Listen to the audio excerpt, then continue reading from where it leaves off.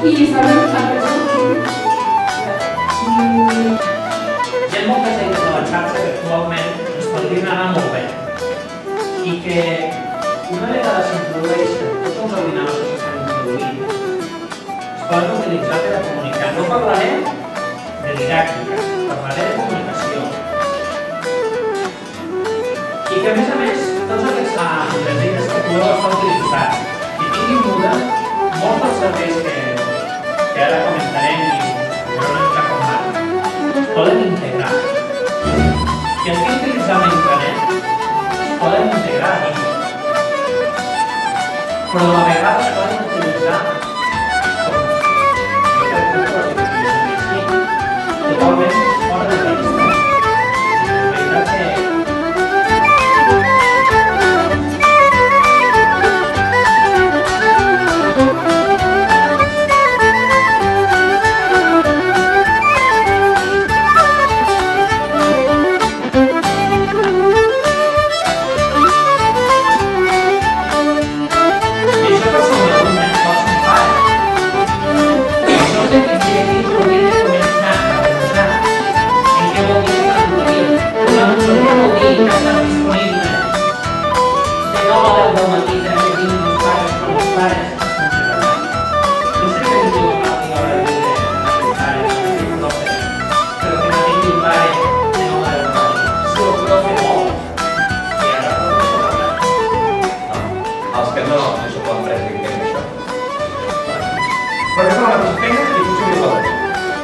llavors, fixeu-vos, amb aquesta màquina de calculació de sèrie li posem aquests forats, ja ho podem mostrar, però la idea del proxy com a element que millor explicar del centre ho tornem a agafar. Per què?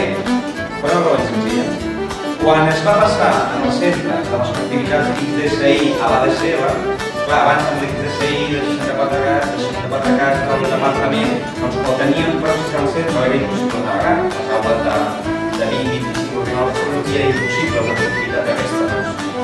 Per tot un centre, sense un proxy, arriben les línies adhesives del departament, 2 megas, que parlen de l'any 2006, fantàstic, 2 megas, fantàstic, espectacular la banda.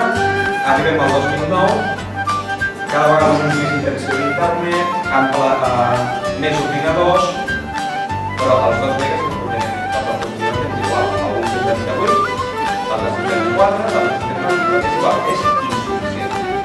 Llavors,